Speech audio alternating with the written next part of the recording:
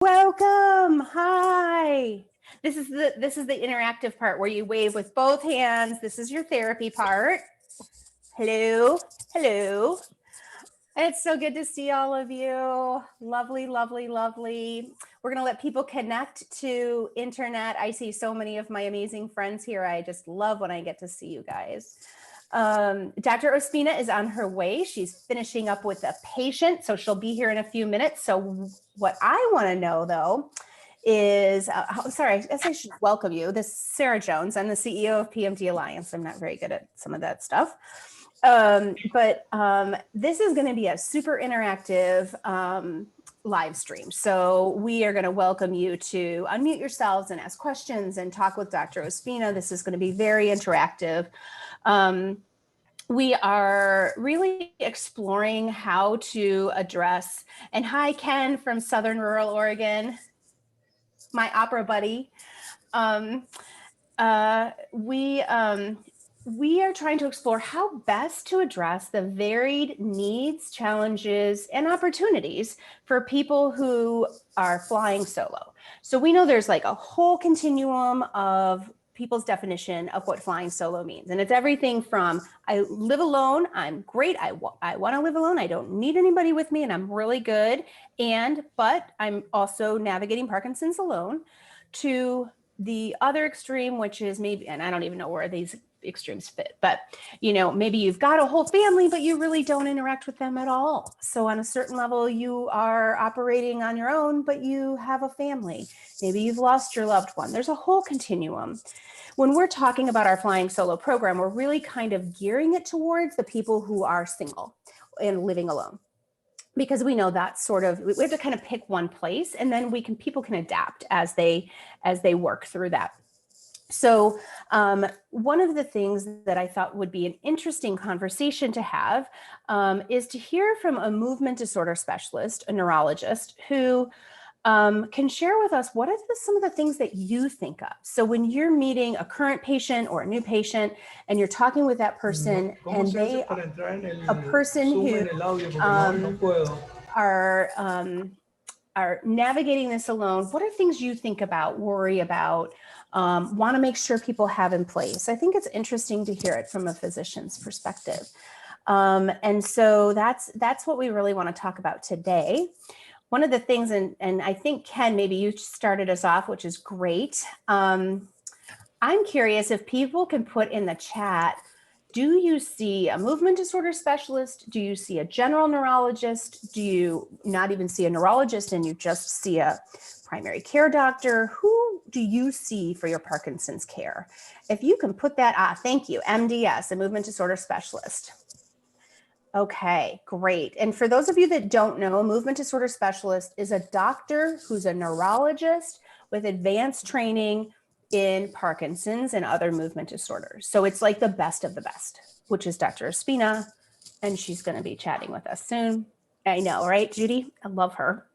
And so a movement disorder specialist is like seeing, the very best specialist who understands those disease aspects. Neurologists address, 50 to 100 neurological issues. Movement disorder specialists only address movement disorders. So it looks like we've got lots of people. Some people see a general neurologist, and some people don't have a movement disorder specialist even in their state. So I'm going to invite you, if you don't see a movement disorder specialist and you want to find one, telemedicine offers an opportunity now to connect in really wonderful ways that we didn't have before. And we would be happy to help you find someone. If you love your general doctor, that's great. I definitely am not telling you switch your doctor, but I would advocate that at least once a year, you find a movement disorder specialist. And the main reason is because they are going to know the most up-to-date treatments. They're going to know the most up-to-date therapies, and they're also going to know what's happening in the research world and in some of the trials that are happening. They're just going to have that level of understanding that's just a little bit different. So I would say complement your physician with that person. Let's see. do we have, now I'm looking around here for Dr. Ospina. You're on. Okay. If you want to unmute, there you are. I see you. Of course, I say it just as you're taking a sip of water. Isn't that nice? That's how I roll. Yeah. Uh-huh. Sorry, how are you? Hi, it's my true and pleasure to introduce you all to Dr. Ospina. If you've not had the joy of meeting her, she is one of our most amazing physician advisors. She is, she's, as I said, a movement disorder specialist with advanced training in, so neurologist with advanced training in movement disorders. And there's many things I love about Dr. Ospina, but one of them is that she really loves to treat the person in front of her. So she doesn't see patient, she sees human. And I think that makes her very special. And she sees care partner as part of the human package too. We know that we're talking about flying solo today, but even if your person with you is a friend, that's also important. Everybody has someone in their life, even if it's my cat who might make a debut. So, so Dr. Ospina, I'm wondering if you want to start by just kind of talking about, I told them that we're going to talk about things that you think about. So when you see a person who lives alone, who is, who's flying solo, navigating Parkinson's disease, what are some of the things that you think about as a doctor that either concern you or that you want to make sure that the person has talked about or has plans in place for? Yeah, so and actually one of the silver linings of this pandemic and doing telemedicine and all the Zoom visits is not only do we get to see the caregiver, which we got to see them in the office, but now we've met everybody's pets and everything. You know, I know everybody's cats and dogs and their parrot and all that sort of thing. That's been kind of nice. And it's also been nice to see people in their home environment, to see, you know, where they live, like how many carpets do they have on the floor that they could trip over, you know, how narrow is that space in the kitchen while they're trying to navigate into the sink and that sort of thing. So that's been sort of interesting and nice to see that as well. Well, what we think about when patients are flying solo is, you know, are you taking your medicines on time? So not only do you have bradykinesia with Parkinson's, which means slowness of movement. So that makes things like opening your prescription medicines, if they're childproof, then that's very difficult for patients with a tremor or bradykinesia to open.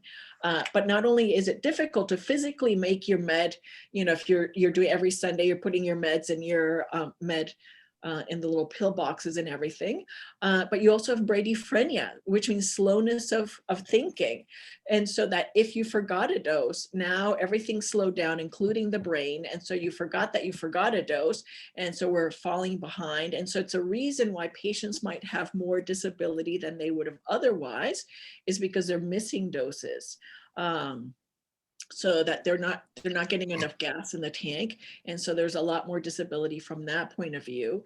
And then if you're not taking your medicines correctly, let's say somebody has low blood pressure and you're missing doses of Florinef or Midodrine, we're not getting enough oxygen up into the brain. And so it's, you know, one more reason why you're just not working as well as you could or as efficiently as you could. And then many times those are picked up by the caregiver, somebody in the home. And if somebody's flying solo, we're less able to pick that up. And then it's a reason why some patients may end up going into assisted living or a nursing home earlier than they should have. It's because we just can't manage the meds as well as you would if somebody was there helping you. So I think, you know, for your visits, always we want to know what medicines you're on, how many milligrams they are. So if you tell me I take a white pill, or like somebody told me this morning, well, I take a little yellow pill and it's kind of off-white. I mean, that's another nice thing about the Zoom visit, is that I can have them go into the kitchen or the bathroom and bring the pill bottle and I can see, oh, it's Pramipexole, which if they're in the office, you know, I have the white pill. So if you write it down and how many milligrams, and then as movement disorders neurologists, we always want to know what time of day you're taking the medicine so that we can correlate your Parkinson's symptoms to your timing of the medicine. So if you're having tremor, then we usually know that's off period. That's when your medicines are wearing off. But things like dystonia and dyskinesia, you can have that from too much or too little. And that's why we have to map out when you're taking the medicine and then when you're getting the symptom, whether it's dystonia or dyskinesia. So usually dystonia, which means an abnormal contraction of a muscle. In Parkinson's disease, that usually happens in the morning, and it's usually the foot turns in, the toes are cramping up, but you're going to have it in the neck or the hand as well. That usually happens because you have too little medicine, but it can happen from too much. Whereas dyskinesia, or the involuntary movements, those wiggly movements, usually it's peak dose dyskinesia, too much medicine. So you take, let's say you take your medicines at 8, 12, 4, and 8, and you took your medicine at 8, but by 10 o'clock, you're just wiggly all over the place. Then we know, oh, that's peak dose dyskinesia. And if you're taking 2 tablets of Cinemet 4 times a day, we can go to 1.5 and reduce that dyskinesia. Whereas if you tell me, yeah, I take my dose at 8, but by 11:30, I'm dyskinetic or wiggly, then that's diphasic dyskinesia or end of dose dyskinesia. And I know that I need to bring that closer together. So instead of 8, 12 units not lasting the 4 hours, we can either take it every 3 hours, or I can add in an extender or an adjunctive medicine or a rescue medicine. And so that's why we want to know when you take the medicine and when you get the symptoms, to try to figure out how to treat it, because it's more like Sherlock Holmes. You can have symptoms from too much or too little medicine. And so that's why your movement disorders neurologist is always mapping it out on our little 24-hour chart, that sort of thing. So wow, that's amazing. What just struck me about what you just said, though, is I think about two things went through my head, actually, is what you just said. One was the real importance of like the pill box, the pill sorters, right. Because, I can say for myself, as more and more medications get added, the older I get and everything else, I'm like, did I take that this morning? I can't remember, because it just becomes so like, it's such a habit. And I think it's so easy to assign when, cause when we have any kind of a disease process. We think, oh, there's like, I'm going to speak for myself. There can be resistance where it's like, I don't want to add that. Who needs it? I don't need a pill box. And then at one day I thought, I really can't remember if I took that. And I know it won't kill me to take another one, but I really don't want to take another one. And so it strikes me like with the flying solo, like that's going to be one way that will help prevent that piece of, because you don't have somebody tapping on your shoulder. Right. Unless you have a dog trained to do that, which is right. That's a whole nother live stream that we want to hold. If you have a dog that it was like, time for your bed. And so that, it's really, and so remember, many Parkinson's patients take medicine 5, 6, 7 times a day. And so, I mean, before 20 years ago, before we had smartphones, that was a horrible problem for us. Like, how do we get people to remind themselves to take the medicine every 3 hours when you don't have a smartphone? Now we have a smartphone, we can, program 6 up to, 8 alarms on your phone. But what happens in Parkinson's disease? Your alarm goes off on the phone at noon, then you get a phone call. And then by the time you finish that phone call, you forgot either that the alarm went off or what the alarm was for. And so if you have a pill box, then you can look, oh yeah, there's my noon dose. I didn't take it. I'll go ahead and take it. So that the more memory reminders that you have, the better off you are, so that you have more sort of like little accessory brains. And remember that multitasking is very difficult in Parkinson's disease. So like once you start a task, you want to complete it, because if something else interrupts it, then you've sort of forgotten. That's why when we have you walk down the hallway when we're doing our exam, we never talk to you, because we know that's going to cause some freezing of gait. And so that many times that's what's happened. Patients have the 6 alarms on their phone, it goes off, but they're still missing doses because something happened to interrupt what they were doing at that time. And if they don't have that pill box, it's this one less reminder to, oh, did I take that noon dose or not? And remember, early on, when you first start the disease, you're still buffering a lot of the medicine, you're still making a lot of your own dopamine. So if you miss that noon dose, nothing happens. You don't even notice. But as the disease progresses and all of the dopamine comes from your medication, missing a dose, implies real problems. So that, remember, you have that bradykinesia. That bradykinesia means slowness of all of the muscles of the body, including the muscles of the gut. And 90% of your medicines for Parkinson's are oral medicines, or pills that you're. Those pills, you swallow them, they end up in the stomach, but they don't actually get absorbed until they get into the small intestine. So if you've missed a dose and you have bradykinesia or slowness, and you have gastroparesis, which means a slowed gut, it's the reason why Parkinson's patients have constipation. That dose of Sinemet or Rytary sits in your stomach for more than 30 minutes, sometimes up to 90 minutes or more. And that's why you notice, gosh, I took my medicine, it took almost 2 hours to kick in. It's because you've fallen behind on your doses of medicine and everything's backed up, and now you're spending more time off. So remember that constipation is, one of our, if we can treat the constipation in Parkinson's disease, it means our medicines are going to work much more efficiently, because we can keep that gut moving, and then your medicine's getting absorbed quicker. And the reason you have constipation in Parkinson's, even before you have the diagnosis of PD, is that you have that slowed gut. More fluid gets sucked out of the stool gets hard, and you get constipated. And once you're constipated, that gastrocolic reflex doesn't work. So that when you swallow a pill or a meal, it sits in the stomach more than the 30 minutes that it should. And you have a delayed on, or sometimes a dose failure because it never kicked in if you're on medicines every 3 hours.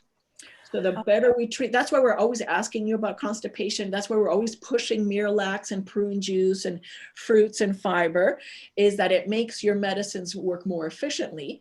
And you'll notice that most of the rescue medicines that are available all bypass the gut. So Ambrosia, we're inhaling the levodopa and it's going lungs to brain, bypassing the gut. Kenobi, we have a film under the tongue and it gets absorbed in the oral mucosa, bypassing the gut. Then we have Apokin, which is an injection of the apomorphine, bypassing the gut.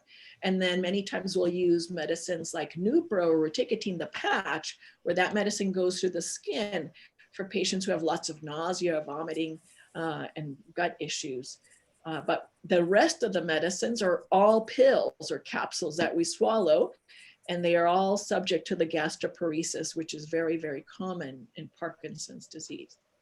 Which actually then makes me think too about another piece that I feel like you've kind of talked about when you said, you track things over the day. And I think, obviously, I think what a great idea that somebody can keep a diary every day, all day. But let's face it, we actually are trying to live life and not just like make a continual diary of every moment of every day. However, to do that on occasion, maybe a certain the first day of every month, I'm going to actually make a diary. I'm making this up, but make a diary of like what my day was. This is when I took my meds. This is when I felt this. This is what my constipation, whatever. So that when you actually see your doctor, which might be every 3 or 6 months even, you actually have a little bit of that story. But it feels to me then like, as a person flying solo, that diary is actually really important, because again, you don't necessarily have somebody else like going, and then they did this, and then there's this. And then, and the other thing that's really, so it's not only keeping the diary, but then if you're flying solo, you don't have anybody in the home, it's even more important to do the other things that we all do for Parkinson's, to join support groups, to join exercise groups, to join Rock Steady Boxing, so that you have a peer group that's also seeing you once a week or twice a week, and they can notice the changes. And so they can say, hey, I noticed that you are a little bit more dyskinetic. Remember, when you first become dyskinetic, the patient is not aware of the involuntary movements. They don't know that there are movements in the mouth or the tongue or the shoulders rolling. It's the caregiver or somebody outside that notices it first, or that you slowed down or stooped over, or you're not swinging your arm, or that your voice is soft. It's the caregiver, the other people that notice that. So if you're part of a care circle, that could be outside your home, that could be your support group, your Rock Steady Boxing group, the Tremble Clefs, your choir group, your church group, then there's somebody else telling you, hey, I've noticed this. And then many times, you guys all become friends, and then you look out for each other. And so I have many times in the office where I'll have somebody come in and they're in the same choir group or the same Rock Steady boxing group, and they'll say, hey, I know that X, Y, and Z person is going to come in next week to see you on Tuesday. Oh, I noticed this. Make sure you talk to them about maybe they want to do LSVT, or maybe they want to do some more physical therapy, or I noticed that they seemed a little bit more depressed. And so even though they don't have a caregiver, somebody in that group has already alerted me to, oh, they fell, they went to the ER, and so that I can get information from your other groups. You guys all look out after each other.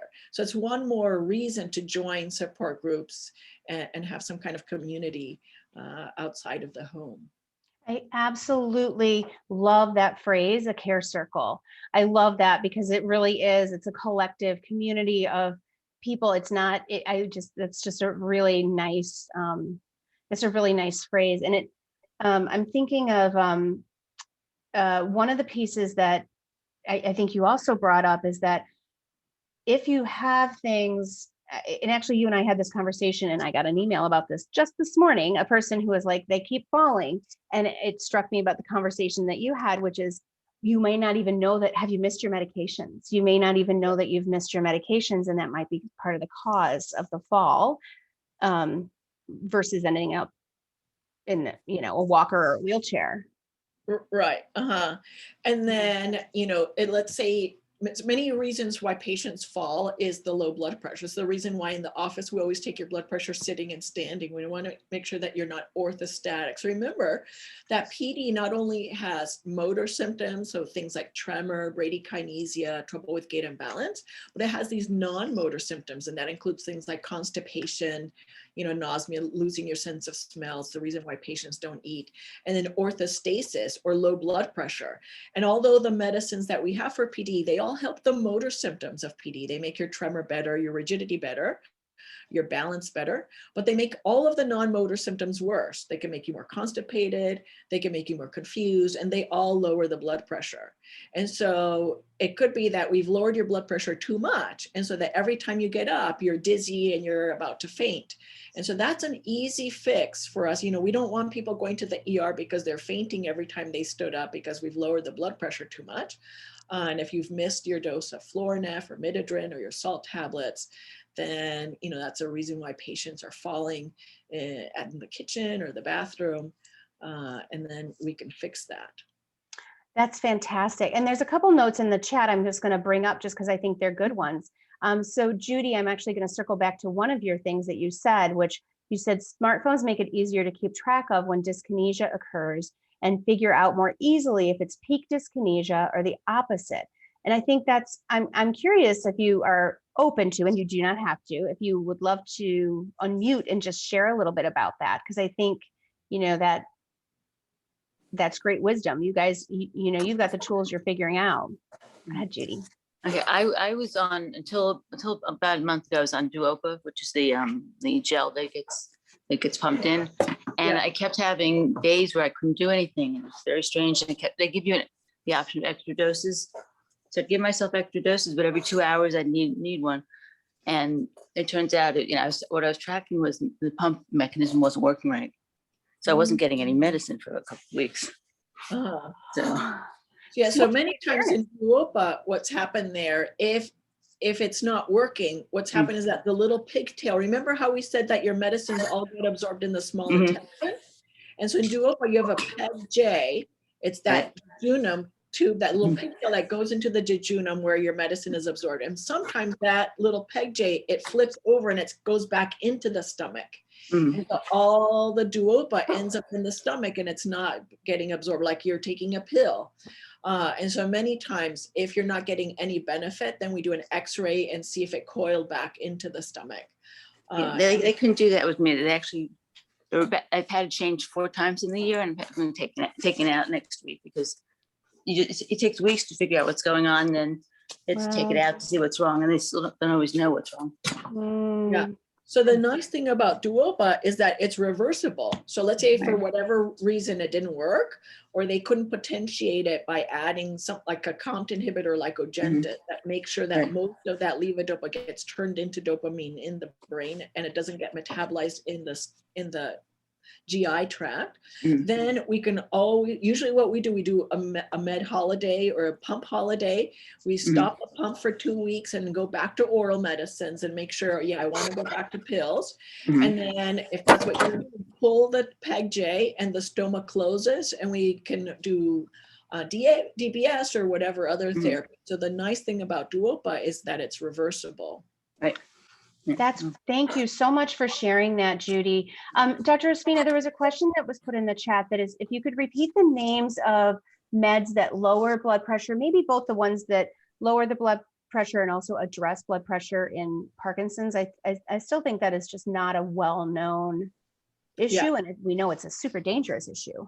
Yeah, so Parkinson's disease itself lowers the blood pressure. So in Parkinson's patients are orthostatic and they have sort of autonomic instability. That means that your blood pressure goes up and down, but usually it goes down. And so usually when you're sitting, when you stand up, that blood pressure should go up so it can perfuse the brain with oxygen. But in Parkinson's disease, that blood pressure doesn't go up, it goes down. And if it goes down too much, then your body says, hey, I'm gonna faint, and let gravity put blood into the brain. And then unfortunately, all of our medicines that have to do with dopamine, that increase dopamine tone, they lower the blood pressure. So we're always making you more orthostatic, and it doesn't matter which Parkinson's medicine it is, they all cause orthostasis. And so if that happens, if the patient is symptomatic, so that every time they stand up, they feel dizzy, woozy, like they're going to faint, then we start by salting their food. So it's the only time your doctor says it's okay to put salt liberally on your food, eat some potato chips. Then we can add salt tablets, 1 or 2 tablets 3 times a day. You can get those over the counter or on Amazon. And if that doesn't work, you're still symptomatic, you're still feeling dizzy every time you're going to stand up, or you're having a lot of falls or syncope, fainting, then we can add medicines like Florinef, Midodrine, or Northera to artificially keep the blood pressure up and allow us to increase your Parkinson's medicines without driving that blood pressure too low. But there's 2 reasons our PD patients end up in the hospital: falls that lead to broken bones, and then swallowing issues that lead to aspiration pneumonia or choking. And so we want to minimize those and be proactive. And so that we're always checking in with your blood pressure and making sure that we keep it up, and it's not one of the reasons why you're having falls, because PD patients are already having falls either because they have freezing of gait or they have poor balance. And then we're always doing swallow studies. So then we artificially keep your blood pressure up with those medicines if we need to, but if not, we'll start with fluids. Many times drinking a liter of very cold water first thing in the morning will keep that blood pressure up, and then salting the food. And then if we need to, add salt tablets, or then we use these prescription medicines. Yeah, somebody did put that that's one of the actually joys of PD is you can eat salty foods like chips. Yeah, exactly. Before I knew about NOH, my father-in-law, I would watch him with his steak, and oh my God, like he would just like the salt, and I think, how are you doing this? But now I look back and go, oh, we just didn't know he had NOH, which I'm certain he did. But yeah, and electrolytes and water for sure. Exactly. Especially now that we're starting our 3-digit days, we're going to start those soon apparently. Then you don't want to get dehydrated. We plenty of fluids, lots of Gatorade, that sort of thing. And then not to worry if like, oh, I took my blood pressure, it was like 160/90, that's too high. All you have to do if you have a Parkinson's patient and you have high blood pressure, stand up and it magically disappears. So we never worry about very high blood pressure in PD patients because it's never sustained. So it's not going to lead to a stroke or a heart attack like we would in some other patient.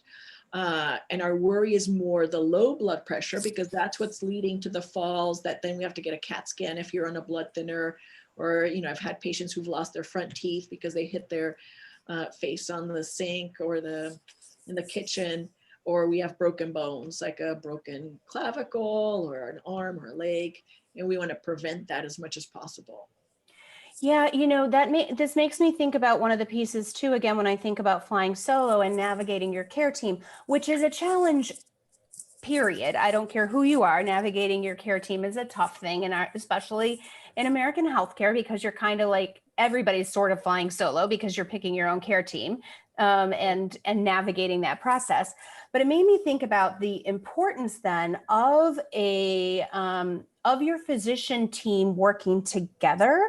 You know, I know you, and I know like you will talk with the cardiologist, because the cardiologist might see a high blood pressure, you know, at one moment, and then put somebody on a blood pressure medicine that reduces it, and that's dangerous. So can you talk a little bit about, as you think about a person flying solo, trying to navigate a care team with doctors that may not be coordinating, and maybe medications that are working against each other? Yeah, and before I forget too, so if you're flying solo, remember, if you have a fall and let's say you have a fall in the middle of the night in the bathroom and you're like stuck between the toilet and the wall, and if you're stuck there for 3 or 4 hours, you're going to get rhabdomyolysis, end up in the ER, and maybe on dialysis. So that you want to be, if you start to have falls, have life alert or some way where you could have 911 called, or somebody is going to find you before the day is out, that you're not stuck there all day long and you can't get out. So that's happened several times to our patients. And so the last thing we want is somebody to be found a day or two later. Now they've got rhabdomyolysis because they've been immobile for such a long time. It's led to some kidney problems. And now we have an extended stay in the hospital and dialysis. So it's important that we are always proactive, knowing what's going to come in the future and trying to avoid it as possible. And then many patients, they have a history of high blood pressure before they get diagnosed with PD. So they may be on 1 or 2 or 3 blood pressure medicines, or they may be on other medicines that lower blood pressure, like bladder medicines. And so we have to work with the cardiologist, the urologist, and to see, always, do the benefits of the medicine outweigh the side effects of the medicine? And most patients who have a history of hypertension or high blood pressure, eventually they won't need their blood pressure medicines, because as we go up on their PD medicines, that lowers the blood pressure. We can get rid of, you know, amlodipine, lisinopril, and that sort of thing. And then Okay. for patients who have CHF, then we have to work with the cardiologist and sort of beg and barter and see, you know, who gets what. And then we decide, you know, is the CHF more important, or is the fall, or the falls more important? You know, should we keep this patient who has AFib on a blood thinner because of the risk of stroke? Or is this somebody who's falling multiple times a day who might hit his head and get a subdural hematoma? Maybe we don't want that patient on a blood thinner. So it's always very important, like Sarah said, to have a team that, you know, your MDS, your doctor is going to talk to your cardiologist, to your primary care doctor, to your urologist, so that we're all on the same page and we're all rowing in the same direction. And in Parkinson's, it's always a trade-off. We're always picking, because these medicines are purely symptomatic. They don't stop or reverse the disease. So we always want to make sure, are we picking, do the benefits of the medicine outweigh the side effects of the medicine? Especially with Absolutely. the bladder medicine. So remember, you know, the bladder issues are part of the non-motor symptoms of PD. So you can have urgency, retention, those sorts of things. And because the problem in Parkinson's, it's not in the bladder, it's in the brain sending the message to the bladder. Many of the bladder medicines don't work very well like they do in the general population. And so as a Parkinson's patient, you're just left with the side effects, which are low blood pressure that leads to dizziness and fainting, and then cognitive side effects. So if you get started on Vesicare or something, because you're having a lot of nighttime urinary symptoms and you're still peeing 7 times a day, then we just get rid of that medicine. We only want to take those medicines if they work. If not, we just get the side effects. And this is again why the importance of working with a movement disorder specialist. These are all, you know, it's complex, and I'm sure you've all heard that every single person has a different experience. Every single person's, you know, experience of Parkinson's is different. And so making sure that it fits your need and understanding how these medications go together is just a level of expertise that a movement disorder specialist is able to bring to the conversation. And I think is probably even more important when you're flying solo, because you really need that team to kind of help keep an eye on that. Crystal had a question for you. She was saying, so we're in a persistent state of dehydration, but we don't have thirst. Can you talk more about this, or the dehydration, and maybe some strategies?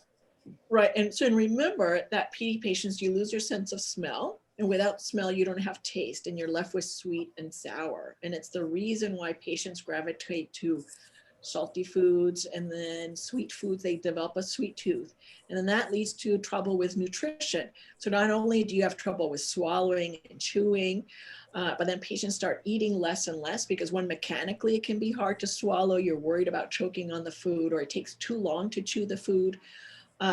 Or it doesn't taste like anything, it tastes like cardboard. So you're like, well, why do I want to eat that food? So again, if you don't have a caregiver who's saying, hey, now we're going to sit and have a meal, and we're going to have a well-balanced meal and have some fiber in there.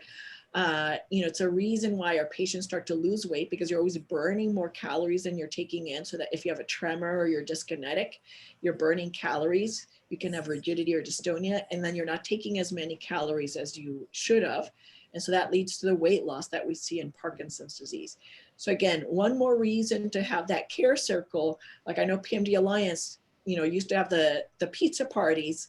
I'm sure you'll start them up again when the pandemic is over. But one more reason to have a group of friends, because it's always funner and better to go and eat in a group and eat with friends than to be alone eating your, meal that tastes like cardboard. And so we have different strategies that you're always, we're trying to push the fluids to keep that blood volume up. And then if somebody is becoming, losing nutrition, losing calories, and you're having trouble swallowing, then many times what we'll do is we'll take Boost or Ensure or Carnation. We'll put 2 scoops of ice cream into it and some fruit for some fiber, and turning it into a smoothie or milkshake, so that you have something that you can taste and it tastes good and you want to eat it, and you're not falling behind on your calories, your minerals and vitamins and the protein.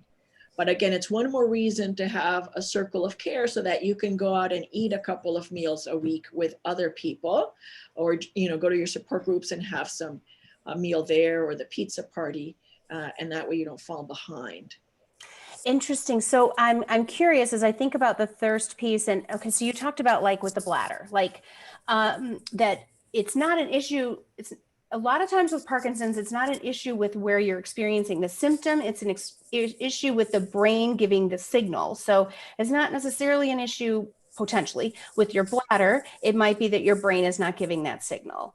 Which of course then creates an issue in the bladder, but it starts differently than it might for another person.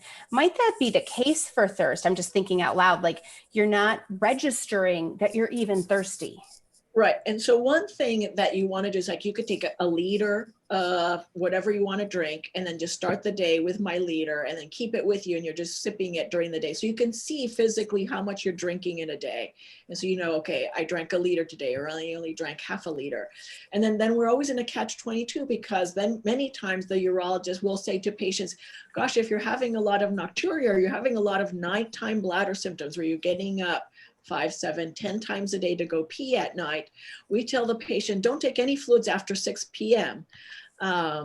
So that, but make sure you get your liter in, or your 2 liters in. So it's always this catch-22. So, but yeah, if you start off with a liter, whatever amount of water or Gatorade or whatever you're going to drink a day, then you can say, yes, I drank it, or no, I didn't drink enough today. And so you can physically see, yes, how much you drank during the day. It's almost like another medication thing. Like you kind of look at it and go, that was done. Right. Yeah, exactly. So every time you can have some kind of memory aid, then that always is helpful to you. If you don't have somebody there saying, hey, we haven't had anything to drink yet, or you only drank the sips with your pills and nothing else. Okay, that's the other thing that many patients do is, they drink fluids, but then they'll drink a fluid that's a diuretic, that you're going to pee it all out. So that's not going to really help your blood volume, because we want to keep the blood volume to keep that blood pressure up. But if you're having things like coffee, tea, Coca-Cola, which are diuretics, that just causes you to lose more fluid. So we want to be careful what we're drinking, that we're not diuresing the fluids that we're trying to keep in. right, because otherwise you're really not gaining anything. How do you feel about Ensure and some of those like fortified liquids that help with, vitamins, proteins, and that kind of stuff? Yeah, so I'm all for them. Most people hate them. And so that's why we say put some ice cream into it and make it into a milkshake. Okay. Oh, nice. Now, who doesn't like that? But right, exactly. So like if it tastes like ice cream, well, why don't you want to eat it then? Yeah, exactly. That's a great idea. You get to have a milkshake. You get to eat salty potato chips, And you get to have a milkshake every day Right, for dinner, right, for exactly. dinner. I'm loving that. And then we always say to, put some fruit in it for the fiber. So remember, we always want to treat the constipation, because if we treat the constipation, that means that our oral medicines are going to be working much more efficiently. That we always want to keep that constipation under control. So it's not one more reason why your medicines are having a delayed on or dose failure, not working. Okay, I love that. And somebody put in the chat, they're curious if you can speak to diet, especially sugar and protein, how those things work for people with Parkinson's, considerations that people should have, especially as they're kind of, flying solo and making their meals and figuring all of that out. Right. So as we said, patients develop a sweet tooth because of the anosmia or losing their sense of smell. But sweets are not what you want to eat as a Parkinson's patient, especially because it's feeding that sort of the bad bacteria that's a part of that microbiome that we're sort of slowly figuring out what that piece of the puzzle is in Parkinson's disease. So in Parkinson's disease, that we know that the gut microbiome is different from somebody who doesn't have Parkinson's disease. And so we want to feed the good bacteria, and the way to do that is to eat lots of fruits and fibers. Lots of fiber is what those good bacteria want to eat, and they crowd out the bad bacteria. And then that fiber helps us with the constipation as well. So we want to eat a well-balanced diet. And then in Parkinson's disease, we want to be careful with protein, as proteins can interfere with the absorption of the levodopa. So again, it's the reason why your doctor's always picking the longest acting form of the medicine, so that we don't have to worry so much of when you eat your protein and when you have your medications. So before, when we didn't really have any other medicines and our patients were on Sinemet every 2 hours, it was really critical for them to take the pill first and then eat afterwards, especially if there was a lot of protein in that meal, because then there was trouble with the absorption of the levodopa. Now that we have once a day dopamine agonist, once a day MAOB inhibitors and COMT inhibitors, and longer acting forms of levodopa like Rytari and Duopa, that piece of the puzzle isn't so critical. But some patients who are still taking meds every 3 hours will notice that competition with protein in the food. So then we'll take the pill first and then the protein after, or maybe you'll just save all your protein for nighttime when it's not so critical and you're not doing so many activities during the day. But we want to have a well-balanced diet, lots of fiber to feed the good bacteria and help us with that constipation. And then many patients will notice that a lot of sugar, they just don't do as well with their Parkinson's disease. Okay. And then do you recommend people do prebiotics or probiotics? Yeah, so they're pooped out in 24 hours. So what we want to do is we want to feed the good bacteria. So, you can eat the bacteria, but it's not, if it doesn't go onto fertile ground, it doesn't take hold.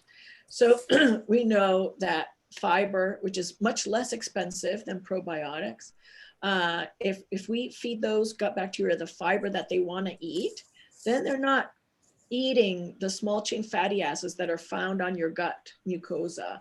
And so they're not causing that leaky gut. So that we want to feed them the fiber that they want to eat and crowd out the bad bacteria. So right now, because we don't know enough about the gut microbiome and what is needed in Parkinson's disease, we just want to go back to basics, and then more fiber, more plants, and more vegetables. Okay, more plants, more Eventually, vegetables. I can see in 10 years that just like we have things like fecal transplants for C. diff and IBS and that sort of thing, that probably part of our, especially for the premotor symptoms of Parkinson's disease, before you get the diagnosis of PD, that we will have some kind of, whether it's fecal transplant or some kind of microbiome, something that we will be doing for our Parkinson's patients. And that will be part of the therapy, but it's just early days right now. Oh, excellent. Okay. There's more coming. There's always more coming. There were a couple questions about protein in there. So I don't know if there's a specific amount of protein people should have every day. And is it about the amount, or is it about the timing with the medication? So it's about the timing with the medications. So if you notice a delayed absorption from your pills because of what you like, so let's say it's lunchtime and you had a big hamburger and it was a cheeseburger, so there was meat and cheese in there, and your dose of Rytari or Sinemet took almost 2 hours to kick in, then what you want to do is you want to take the medicine first, and then 30, 40 minutes later, eat your hamburger. So it can go like- through the stomach into the gut, like let Right, that happen. So that way the medicine's already, they're in the small intestine by the time the hamburger gets there. So think of it, your little levodopa transporter. It's like a little elevator that's in the gut that goes to the brain. And if your levodopa gets there first, then it gets to the brain first instead of the amino acids, the protein in your food. So if the protein gets to that little elevator first, then the hamburger went up to the brain and your levodopa is waiting and waiting. So make sure, levodopa has VIP access. And so it's the reason why we use, it's not like we always picking the most expensive, medicine. Is we're picking the medicine that works most like the normal brain and the longest acting form of that medicine, so that we don't have to make that transition from the stomach into the small intestine so many times. And we don't have to worry about the competition of the protein of when you ate and what you ate so many times, that we are making sure that the medicine is getting in there first and lasting as long as possible. Excellent. Somebody posed a really interesting question I'm wondering if you can talk about. They're wondering if there's an argument to be made for people who are flying solo to stay a bit under medicated in order to maintain independence. So specifically talking is there an argument to be made that because of potential amount of medication and potential side effects, should a person who is flying solo be a little under medicated, or what are your thoughts on that? Because there's probably unintended consequences to that too. Right. So, many patients will come in and they say, well, I don't want to start levodopa because I read on the internet that it stops working after 5 years. So it's not that your levodopa stops working. So remember, the medicines that we have for Parkinson's are purely symptomatic. So we always want to make sure that the benefits outweigh the side effects. And that what happens when you go see the neurologist and you get a diagnosis of Parkinson's disease. So you have the motor symptoms, tremor, rigidity, trouble with gait and balance. And 60% of those cells that produce dopamine have already died off. You've already had PD 10 or 15 years. So you've had constipation, you've lost your sense of smell, you may have restless legs, you may have anxiety and or depression, and you have RBD or REM sleep behavior disorder. And so that's the reason why when you get diagnosed with the motor symptoms and the diagnosis of Parkinson's disease, and you get started on levodopa, 1 tablet 3 times a day, and you still have 40% of those cells that make dopamine, they're still working, and you can absorb that levodopa and use it and buffer it for later. So that if you miss the noon dose, nobody notices, everything's fine, you don't have any end of dose wearing off. But as the disease progresses and you continue to lose those dopamine producing cells, we have to replace more of that dopamine with the medication. So it's not that you've become tolerant or habituated to levodopa, is that we have to replace more of the dopamine with the medication. Wait, so my computer wants to update here. I've had that happen. That's always dangerous, right? And so it's not that you become tolerant or habituate to the medicine after a couple of years, if that we have to increase the dose of levodopa to replace more of the dopamine that you're no longer able to make.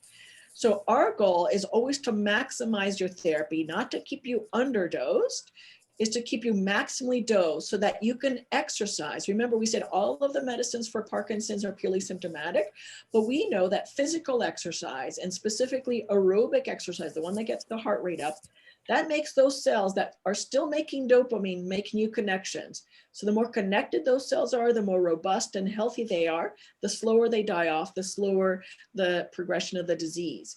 So our goal is to maximize your medicine so that you can do the most amount of exercise so that we can keep your brain as young and healthy as possible. And so that we would not prefer to be underdosed. We want you to be able to do everything that you want to do. And always think of, do the benefits outweigh the side effects? And we don't have to worry about, well, it's going to stop working after a couple of years, or if you become dyskinetic. I mean, if you go to a support group today, very few people have dyskinesia. We have lots of ways to deal with the dyskinesia, which we didn't have 15, 20 years ago. So we wouldn't have any qualms in starting a young onset patient who's still working on levodopa today, which we didn't really do that 10 years ago.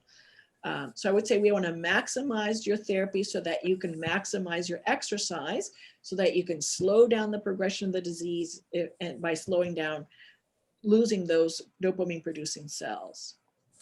One thing that strikes me is this kind of goes back to that care circle, circle of care, your friend network, whoever that is also sort of your helpful, like watchdog to kind of go, oh, I've noticed, you seem maybe a little stiffer, things that maybe so you get some of that feedback piece. And one of the things that came up that I feel like you're talking about, I'm going to steal the screen for a minute. So I'm going to hijack this for a quick little thing. But I want to show you something, and I'll put these links in the chat. One of the things that we have on our website is something called the Empowered Communication Tool. And I think that, one of the things that anybody, but a flying solo person would want to do is to be able to make sure that you have a good communication tool with your doctor and are tracking it. And here we have the tool and a little snapshot worksheet of what you can bring to the doctor and also how to use it. But this tool is going to have all of the different aspects and different components of potential side effects. So versus necessarily reducing your side effects, it sounds like really it's just tracking them and then making sure that that the benefits are outweighing the side effect. And so this is just a tool. Nobody's going to have all of these, by the way. So if you look at this, don't worry, no one's going to have all of these different side effects, but at least they might help you recognize that. And as I said, I'll put this in the chat. The other piece that we have on our website that I want to make sure you know about, because we've talked about a bunch of different kinds of medications, and thankfully there's so many medications now, that we have our medication and treatment options here. And if you click on that, that's going to have also all of the patient assistance funds that will help you with medication. But under the medication, under the More You Know video series, we have basically it's a little video of all of the different FDA approved medications for Parkinson's disease. So you can learn about them, and they're really brief little videos. But those are just some ways that you can get information. And as you're thinking about formulating a conversation, thank you, Kelly, as you're formulating a conversation for your doctor and or your friend network, there's some ways that you might be able to structure that. Maybe you guys kind of just chat about the Empowered tool, once a month, it's a check-in. Is there a way that you can build that in to your process, that would help both your doctor, right? Because Dr. Ospina, you only know what you're told. Right, exactly. So if you tell me I'm fine, everything's fine, then I'm not going to increase your medicines because where am I going to see the benefit if you tell me I'm fine? Right. But remember that PD patients get used to the new normal. So you get used to being off and you don't realize how much time you're spending off. And so you get used to like, oh, it takes me 2 hours to get dressed and bathe in the morning. Well, it doesn't have to take you 2 hours to get dressed and bathe in the morning if we can maximize your medications. But if you get used to that off, or you get used to like, well, my medicines always wear off at the end of the 4 hours. And that's just how it is. And so that's why I'm not going to go out to brunch or to the movie because, I'm going to be off by the time I finish that activity. So I'll just might as well stay home. So, we want to get rid of that. We don't want to get used to the new normal. And so that we want to maximize your on time, decrease your off time. And then many patients don't realize how much off time they're having unless they're with other people, where it's like, oh, you can get dressed in 45 minutes, or you can do that exercise program in 30 minutes. You don't realize how slow you've become. And add COVID to it, and we're really at a loss of information, right? Right, exactly. Yeah. So more of a reason to be part of, that social connection and always have people checking in with you and you're checking in with them to see where you are. Because you just get used to, it's sort of like relatively, you just get used to like, this is how my day is. It just takes me this amount of time to do something. Right, versus knowing that maybe there's another option. And actually something you just said made me think about, it seems to me, I'm so thrilled that we have so many medications. We don't just have Cinnamon anymore, thank goodness. Whether they're right or wrong for people, that's a decision with you and your doctor. But what a wonderful thing that we have opportunities. And I think about these on-demand therapies, which thankfully we have 3 now. And to me, that seems like, obviously it's not indicated for everybody, but it seems like if you're a person that's flying solo, that actually seems to make a lot of sense to have some of those on-demand therapies, because if you can't get yourself on, Uh-huh. It's really hard. Is that true? I'm totally making an assumption there. Especially in the morning. So if you don't have somebody there to give you your first dose of Rytari or Cinemet, and then so you can eat, and that first dose, when you do take it, even if you're keeping it by the bedside, it's taking more than an hour to kick in.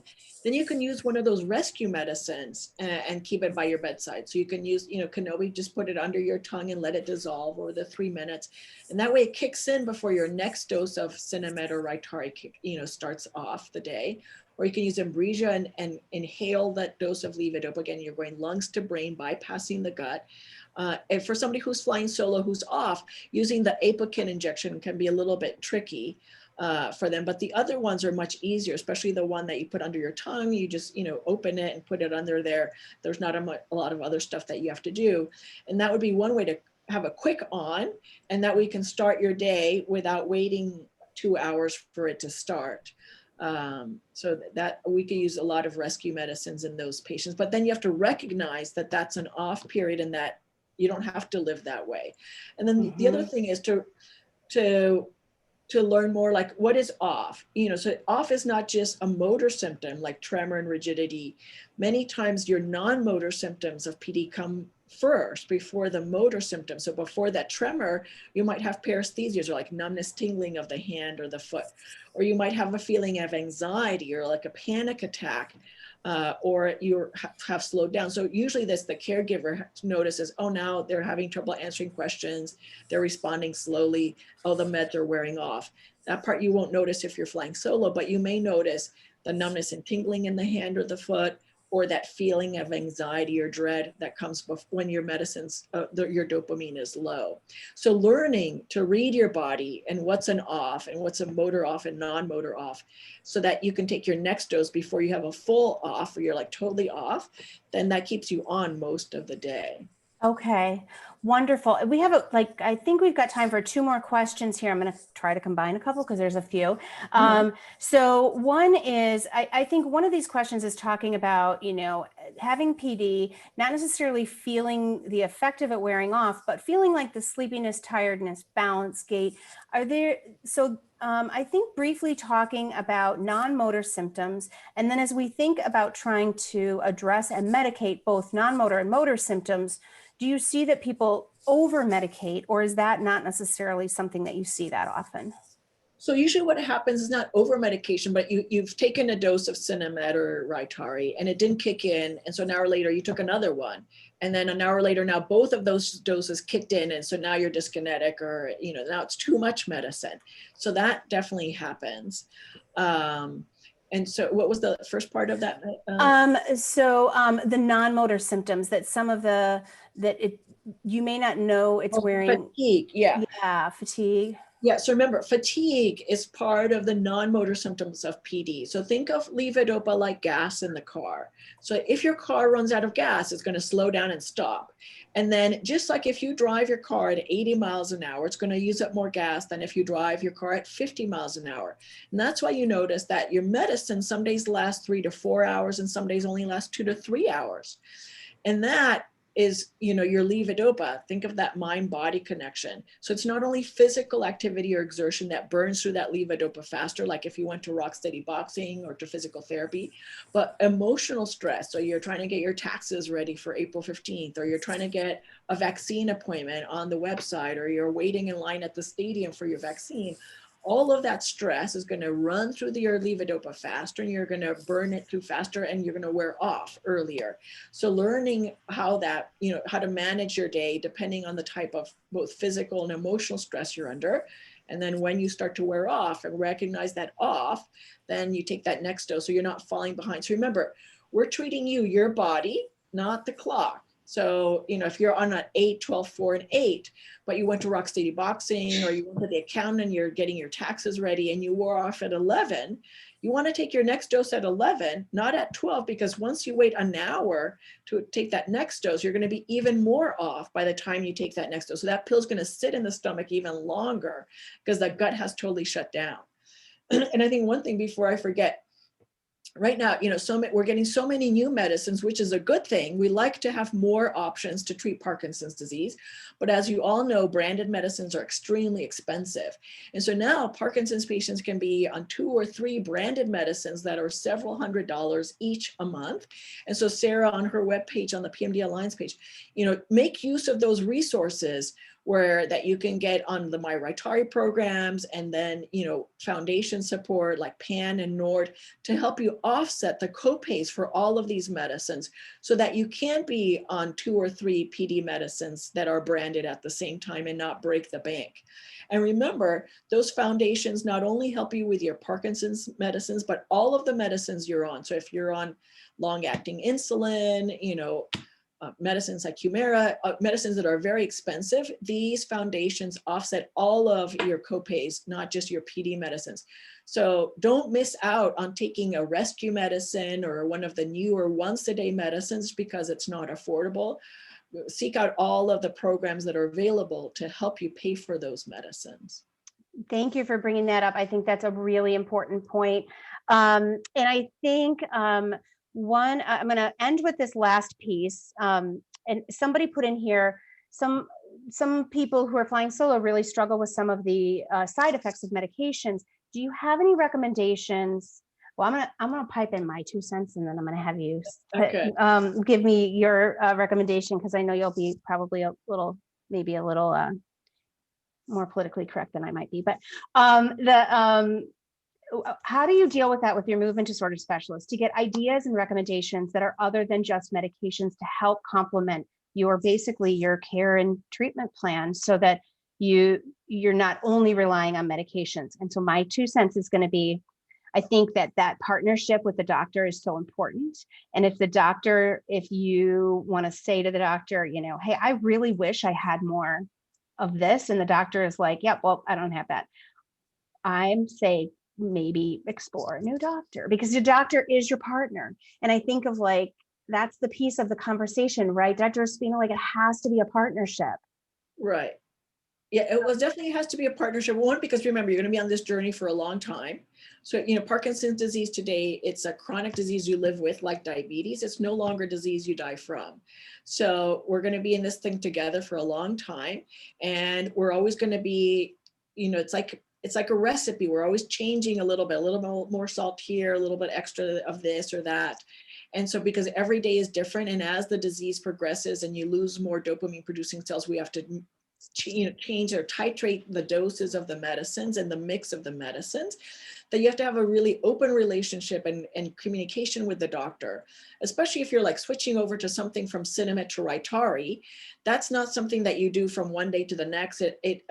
You need a period of adjustment to get the dose right.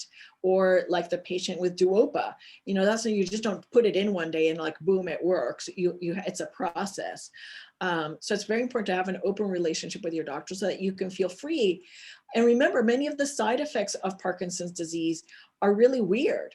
Who would have thought that, my doctor increased my Mirapex to 4.5 milligrams at night, and now I'm hypersexual and I'm 81 years old and I'm flying solo and I don't know what to do. And it turns out every Sunday I'm going to garage sales and buying clocks. And so that could be, a side effect of a dopamine agonist, impulse control disorder, hypersexuality. And if you don't communicate that to your doctor, then we can't, change that or reduce those side effects. And it's all dose dependent. I lower the dose and that hypersexuality goes away, and you stop going to, you end up with 40 clocks instead of 50 clocks in your house. But if I don't know that you're going out to garage sales and buying clock after clock after clock, I don't know that we need to change your medicines. And then who would have thought that kind of behavior could be a side effect of Parkinson's medicines? But it is. But if you mention those things, then we can address them. And I think that's a great, we could go on, so we might have to have another one, but there's so many great questions. But I think you bring up, it's a partnership both ways. And I think that we, as a patient, we can think, why didn't my doctor will ask me everything they need to know? Well, your doctor would probably need a week with you to ask you everything, because it's complex and everybody has a different thing. So right. Yes, doctor only can actually address what you can tell them.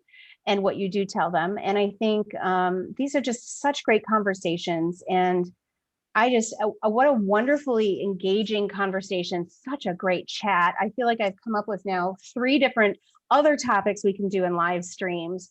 It's always a joy to, visit with you, Dr. Ospina, because you've just got such great practical knowledge. And I'm so grateful for your time that you give all of us. Thank you all for being with us. I wish we had another. Please. Plug just really quickly. So especially for flying solo patients, what's critically important is not only your medications, but again, like we said, that circle of care to get plugged into some community so that you can all take care of each other, so that you're not flying solo. There's a community around you to help you. And then remember, your doctor's part of that circle of care too. And we go to the support groups and we all know everybody. And so if somebody tells me, oh, so-and-so fell down, or so-and-so is in the hospital or broke his hip, or then that way we can, keep everybody taken care of. And you don't have to fly solo. Thank you for bringing that up. And we do have, we have twice a month groups. We're shifting them a little bit. We are going to be shifting them to once a month. It will literally just be like a conversation, community conversation, very more informal, practical tips, practical conversation with each other, flying solo group.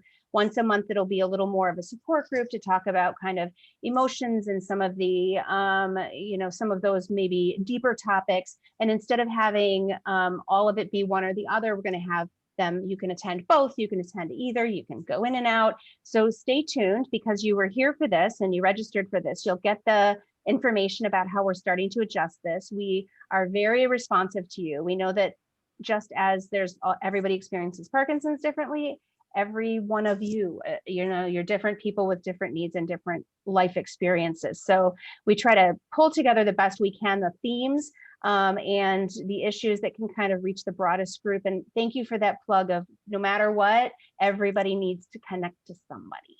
Exactly. And it's good for the brain too. It keeps your brain young and healthy. Yes. So we'll keep our brains young, healthy, and we're going to end with the exercise we started with, which is a great big thank you to Dr. Ospina by waving with one hand and then the other hand. So do the big double thank you to Dr. Ospina. Okay. Thank you. This was lots of fun. It was wonderful to be with you. Everybody have a wonderful day.